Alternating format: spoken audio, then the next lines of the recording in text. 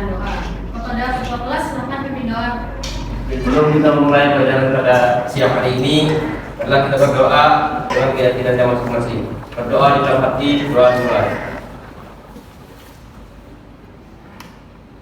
Berdoa selesai. Baik, Ibu akan mengecek kehadiran kalian pada hari ini. Apakah hari ini ada yang tidak berhadir? Lengkap, Bu. Alhamdulillah. Nah, Ibu ingin bertanya nih, kalian masih ingat nggak pelajaran minggu kemarin tentang apa?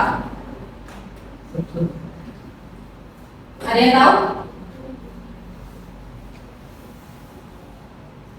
Tentang pengaruh konversi lahan pertanian menjadi lahan. Nah, betul sekali. Jadi minggu kemarin kita membahas tentang pengaruh konversi lahan pertanian menjadi lahan permukiman. Nah, hal tersebut terjadi dikarenakan adanya ledakan penduduk sehingga lahan pertanian berubah menjadi lahan permukiman. Ibu ingin bertanya nih, dari kalian apakah ada orang tuanya yang jadi seorang guru atau dokter? Ada. Ya, Yudia? Siapa? Orang tuanya ayah, ibu? Dokter. Ya, ayah atau ibu? Ayah. Nah, jadi kita ketahui ayah Yudia seorang dokter. Ayah dia menjadi seorang dokter itu tidak mungkin langsung menjadi seorang dokter, pasti melalui proses dari sekolah, terus kuliah juga ya kan?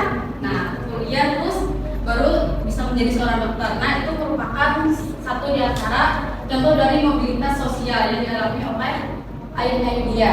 Nah, jadi ada yang tahu nggak hari ini kita belajar tentang apa? Mobilitas sosial. Ya, betul sekali. Jadi kita hari ini belajar tentang mobilitas sosial. Sebelumnya dari kalian ada yang pernah dengar atau tahu apa itu mobilitas sosial?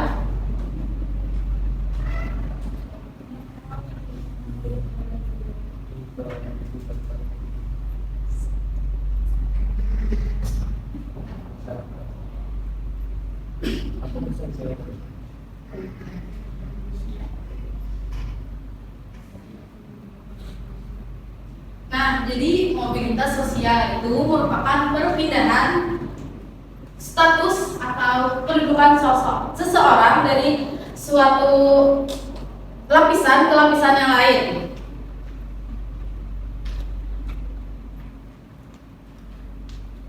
Mobilitas sosial terbagi menjadi dua. Yang pertama ada mobilitas sosial vertikal dan mobilitas sosial horizontal. Mobilitas sosial vertikal adalah perpindahan seseorang atau kelompok dari suatu kedudukan sosial ke kedudukan sosial lain yang tidak sederajat, baik pindah ke tingkat yang lebih tinggi maupun turun ke tingkat yang lebih rendah. Nah, contohnya itu untuk mobilitas vertikal itu terbagi menjadi dua. Ada social climbing, contohnya seperti orang yang biasa menjadi seorang guru, seperti ayahnya Yudia yang awalnya seorang biasa aja kan, nah menjadi seorang dokter. Itu contoh dari social climbing. Yang kedua social sinking, itu dari tingkat atas turun ke tingkat bawah, seperti seorang pengusaha yang sukses terus dia mengalami kebangkrutan dari usahanya sehingga dia mengalami penurunan. Nah, mobilitas yang kedua itu ada horizontal. Mobilitas horizontal adalah perpindahan status sosial seseorang atau sekelompok dalam lapisan sosial yang sama. Intinya untuk mobilitas horizontal ini tidak ada yang namanya perubahan dalam derajat kehidupan seseorang tersebut, seperti misalnya ayah Naya seorang kepala sekolah di SMP Negeri 5 Banjarmasin dipindah tugaskan ke SMP Negeri 6 Banjarmasin, tetap menjadi kepala sekolah. Itu tidak mengalami kenaikan status ataupun pengurangan status sosial. Agar kalian lebih memahami mengenai materi tentang mobilitas sosial, Ibu akan menyiapkan sebuah video. Simak ya anak-anak. Nah, silakan simak videonya.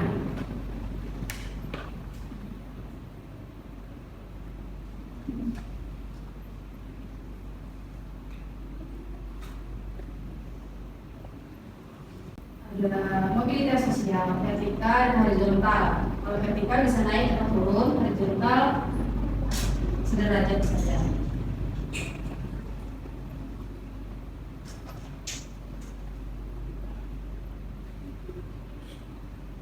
Salah satu contoh dari mobilitas horizontal lagi seperti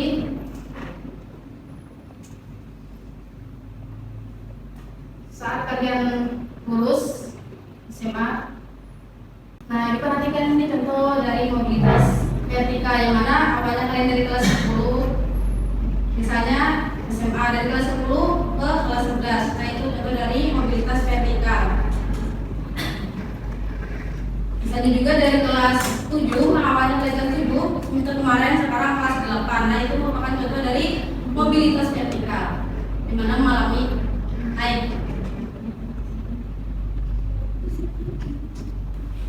Mobilitas vertikal tadi ada dua terbagi, yaitu mobilitas sosial climbing atau naik ke atas dan mobilitas sosial sinking atau ke bawah.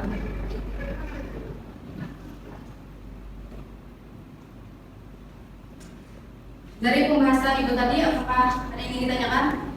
Silakan, Ustaz. Nah, dari mobilitas sosial ini, Bu, apakah indikatornya cuma mobilitas sosial ini apakah cuma di pekerjaan aja atau ada di lingkup masyarakat selain pekerjaan? Baik, terima kasih. Baik, Ibu kan menjawab pertanyaan dari saya. Kan tadi saya bertanya apakah mobilitas ini hanya berpaku pada pekerjaan. Nah, selain pekerjaan juga bisa dari pendidikan, misalnya yang sudah dijelaskan tadi dari kelas 7 naik kelas 8. Nah, itu termasuk mobilitas juga. Nah, itu termasuk mobilitas vertikal. Gimana Ustaz? Dan yang lain? Apa yang ingin ditanyakan?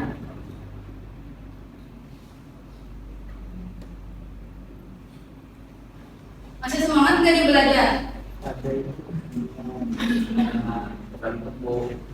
Baik, karena kalian banyak yang mengantuk, Ibu ada game buat kalian. Silakan berdiri semua.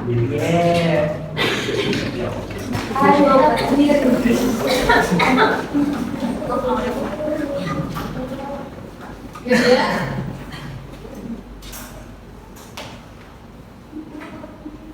Nah, ketika Ibu menyebutkan tepuk pagi sekali, tepuk siang dua kali, tepuk malam seperti ini. Paham? Paham. Oke, coba. Tepuk pagi, tepuk malam. Kalau malam kayak ya. Fokus kayak juga ya. Kita coba lagi. Tepuk pagi, tepuk siang, tepuk malam, tepuk pagi, tepuk malam. Lagi atau sudah? Lanjut. Tepuk siang, tepuk pagi, tepuk malam, tepuk siang, tepuk pagi. Seperti Ibu rasa yang sudah fokus semua, silahkan dulu.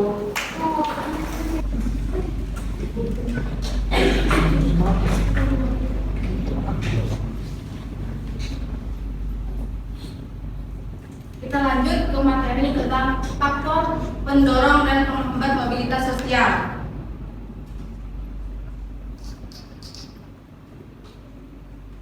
Di antaranya pertama itu ada faktor struktural, faktor individu, faktor sosial, faktor ekonomi, faktor politik, faktor kemudahan dalam akses pendidikan. Misalnya dalam faktor individu. Nah, faktor pendorong terjadinya mobilitas sosial pada faktor individu yang mana pada diri kita sendiri pasti kita ingin mengubah nasib kita. Misalnya kayak kalian, kan tujuan kalian sekolah untuk belajar. Kalian belajar? Ya, mengubah nasib kan. Nah, itu bisa kita lakukan dengan belajar dengan bersungguh-sungguh, dengan giat. Nah, itu kedepannya kalian akan lebih mudah dalam mencari pekerjaan,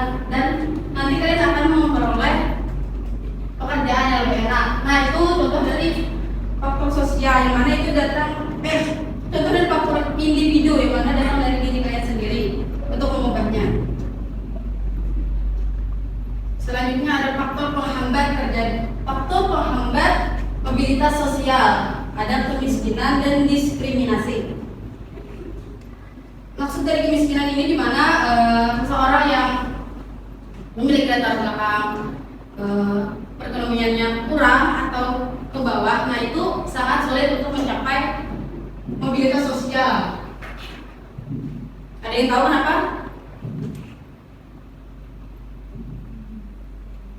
Usai.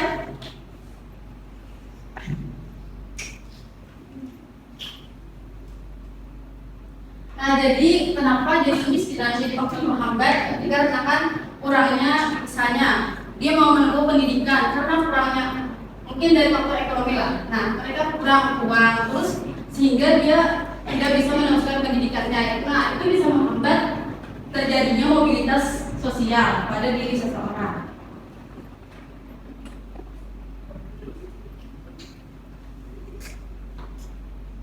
Selanjutnya ada saluran mobilitas sosial. Yang pertama ada pendidikan, yang kedua organisasi politik, yang ketiga organisasi ekonomi, dan yang keempat organisasi profesi.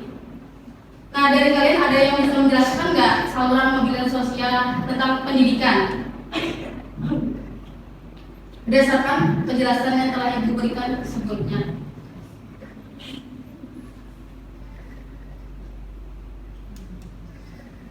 Ada yang bisa? Oke, Rahman. Paham Bu. Nah, jadi saluran mobilitas sosial contohnya pendidikan. Ya tadi dengan pendidikan kita dapat mengubah nasib kita. Dengan pendidikan kita memperoleh pengetahuan sehingga kita bisa mengubah nasib kita. Kita bisa menjadi seorang yang profesi seperti guru, dan dokter kalau kita memiliki pendidikan. Karena tidak ada orang sukses tanpa adanya pendidikan, kecuali itu kayak pengusaha itu bisa. Tapi itu jarang juga karena lebih banyak pendidikan diutamakan untuk memperoleh status sosial di masyarakat.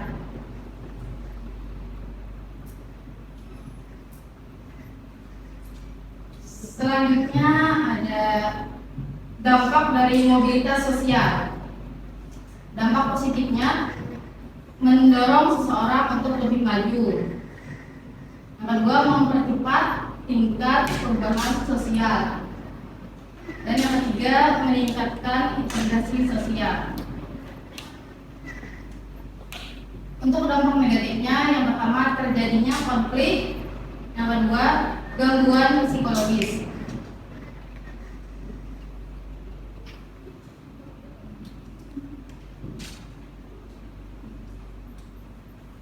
Dari kalian ada yang ingin ditanyakan mengenai pembahasan?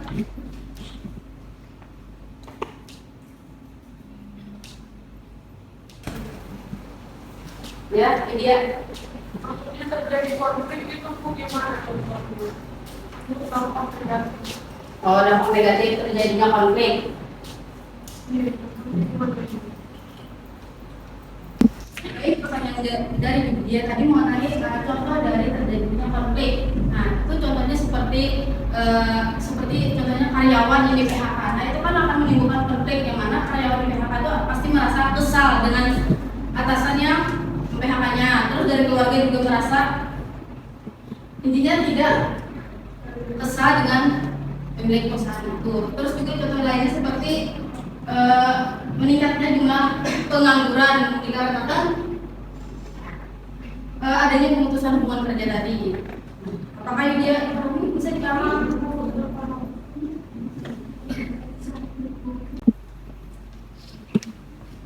Baik, karena materi kita hari ini sudah selesai, Ibu ada game lagi nih buat kalian agar kalian tetap semangat untuk pelajaran selanjutnya.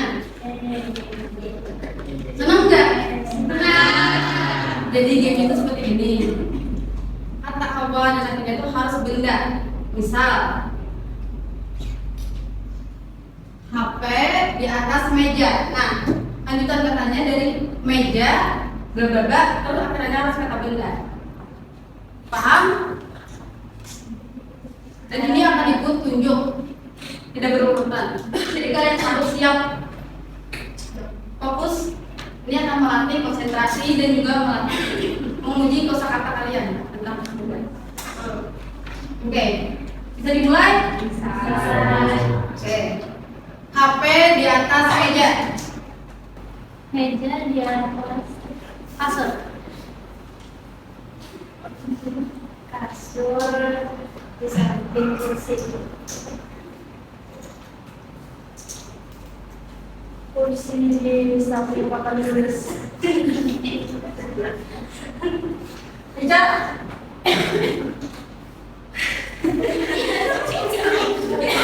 Kita tahu lo fokus nih. Papan tulis. Jangan bisa.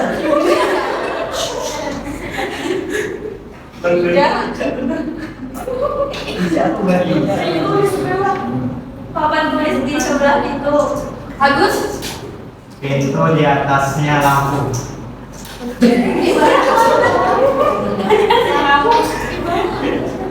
Putri. Lampu diletakkan di meja. Meja sudah. Bukan benda lain. Lampu ditaruh di AC.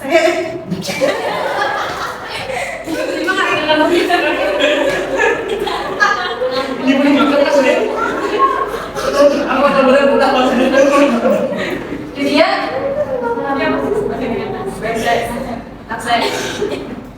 AC ada di atas. Zain. Menghapus terbuat dari kayu. Yusuf. Baik. Kamu tidak menyimak ya?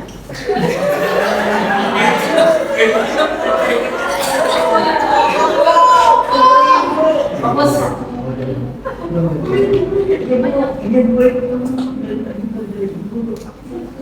Nanti nangis.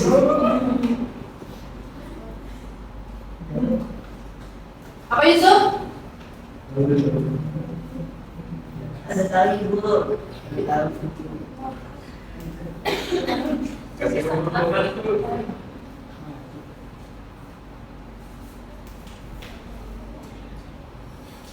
Baik, tepuk tangan kita semua.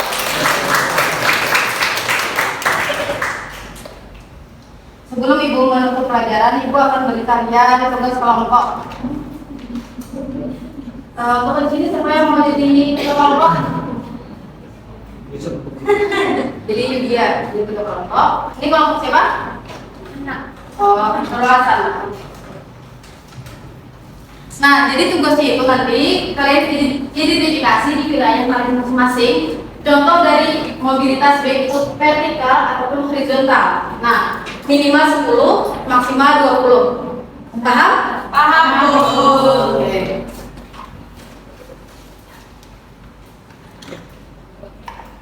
Oke, karena pembelajaran kita sudah mau berakhir, Ibu minta apakah ada yang bisa menyimpulkan pembelajaran kita pada hari ini? Oke, Siti Hafsah, silakan. Mobilitas sosial adalah perpindahan posisi seseorang atau sekelompok orang dari lapisan yang satu ke lapisan yang lain. Mobilitas sosial terbagi dua, yaitu mobilitas vertikal dan mobilitas horizontal. Mobilitas vertikal contohnya seperti sosial climbing atau naik ke atas dan sosial sinking atau ke bawah. Sedangkan contoh dari mobilitas sosial horizontal seperti kepala sekolah yang dipindahkan ke sekolah lain tetap menjadi kepala sekolah. Faktor pendorong yaitu ada faktor struktur, faktor individu, dan faktor sosial. Sedangkan ada penghambat yaitu kemiskinan dan diskriminasi. Saluran mobilitas sosial yaitu seperti pendidikan, organisasi politik, organisasi ekonomi, organisasi profesi. Kemudian dampak negatif dan positif mobilitas sosial. Dampak positifnya mendorong seseorang untuk lebih maju, meningkatkan integrasi sosial. Sedangkan negatifnya terjadinya konflik dan gangguan psikologis. Ya, tepuk tangan untuk Hafsa. Nah, jadi sang ibu kerjakan tugasnya minggu depan kita presentasikan. Dan juga jangan lupa pelajari pembelajaran berikutnya yaitu tentang pluralitas sosial. Baik, ibu tutup pembelajaran kita pada hari ini. Assalamualaikum warahmatullahi wabarakatuh. Waalaikumsalam.